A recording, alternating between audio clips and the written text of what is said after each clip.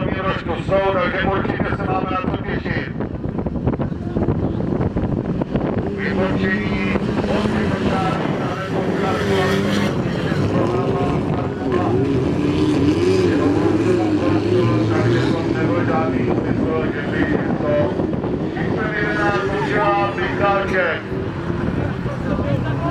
Lukáš Lavruška druhý, Honza Růžička třetí a Honza Kočárný čtvrtý. Průsledci, kteří bojovali i v té průšené finálové jízdy o třetí pozice.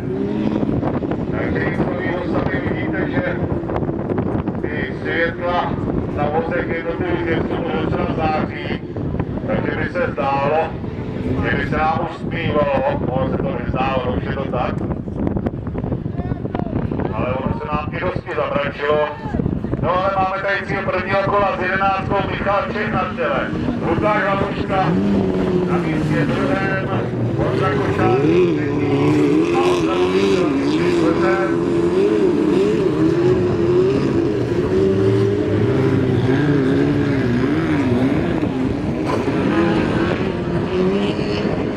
Dále ze 142 a 64. Lukáš Hejduk a Honza Kauský. 181.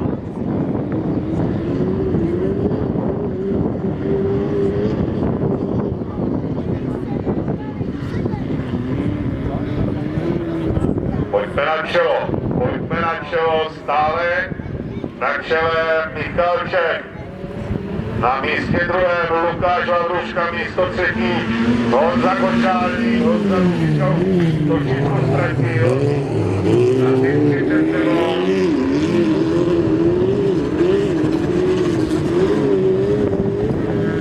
Lukáš Hejduk a Honza Kauský. Tady máme Pavla Kovu.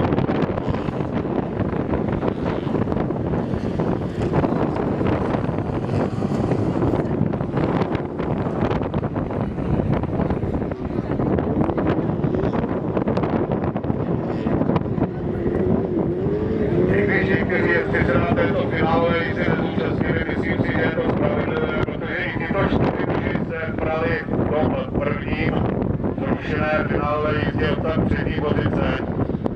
Takže by to stejně po uznání výsledku dopadlo tak, jak to dopadlo.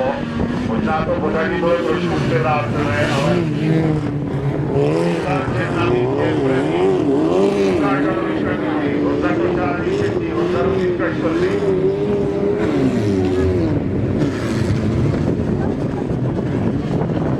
Kočárníkovi už tam rozumící různé propriety. Auto se pomalu, ale jistě rozpadá.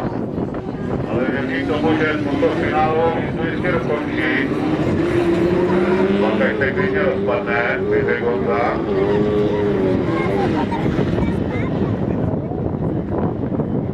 Tak a tam byl náznak souboje o první místo.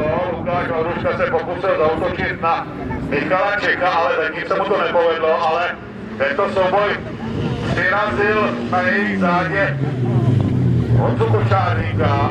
Honza Růžička už že ostupně vítězů bojovat nebude. No a tak to i dopadlo, takže vítězem finálové favoritů Michalček, na místě druhém Lukáš Lavruška, na místě